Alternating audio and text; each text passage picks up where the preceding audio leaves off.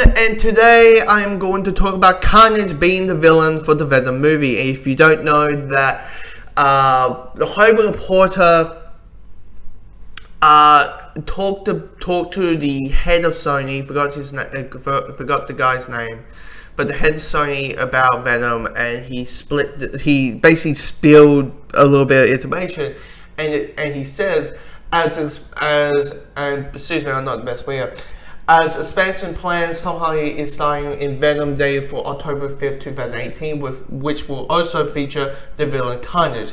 A source says that Tom Holland is only contractually obligated to Spider-Man 2 and 3, but the intention is to bring him into the spin-offs and probably in other Marvel films. He's currently shooting Avengers: Infinity War.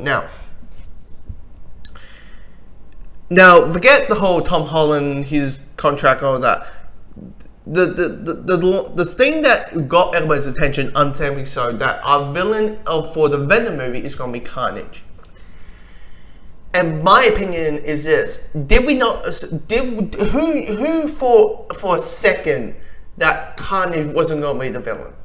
Who thought for a second? For me, it was the worst secret in Hollywood, because if you really think about it, if Venom was having a standalone film, which he is, who in the world do you think he's going to fight?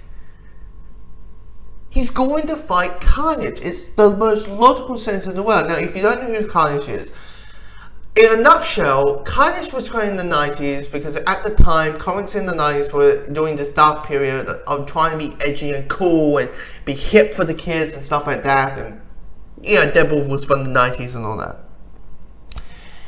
And most of the Spider-Man villains, and this Venom movie is going to be dark, what I'm about to say. Most of the Spider-Man villains, are bank robbers or people who want to have their lives like horrible things have happened in their lives, and they're robbing banks and stuff like that, and they're just fighting Spider-Man for the bank robbers. That's most of the Spider-Man villains. And Venom's case, it is a bit of a more, I want to kill Peter Parker because he ruined my life. So it's more a personal attachment to that. Carnage's case is he's a full-on serial killer. Basically, picture Hannibal Lecter being Venom. That would be terrifying. And knowing that Sony wants to make a rated R Venom movie, it logical sense. This movie is going to be dark as shit. The moment you have a serial killer as your main villain, it's going to be tough. It's going to be dark. This is a sweeping of do not show your kids this movie for any means necessary. Do I think who should be Carnage? I don't know. But I will say this, knowing that they want to jump to the sci-fi horror aspect, it kind of does scream that. I mean, he looks like a xenomorph. He does! A wet, gooey xenomorph.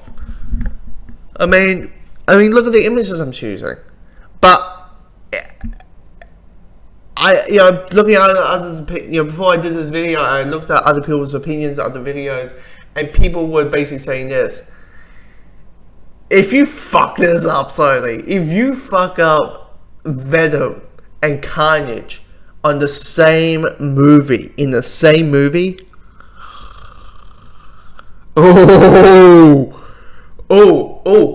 Deadpool getting his mouth shut? Oh, that's nothing. Venom having 3 minutes of screen time? Nothing. Green Goblin having, the Electro being the I am like whatever the Amazing Spider-Man 2 villains were, whatever we rant about, the Ice Punch, whatever, will not be in the same level. People will never forget you. Never forgive you that you ruined for a lot of people's dream of seeing Carnage and Venom on the big screen together, fighting, glashing it out. It's this kind of the thing that you can't really mess up. Now, if we would we would forget all of the issues, and that we would forget everything that you have done. So if you get it right, and we like, oh my god, this is awesome. But yeah, it's just, you know, for me, hearing Carnage being the Venom villain, for me, it's just like, it's a big old duh.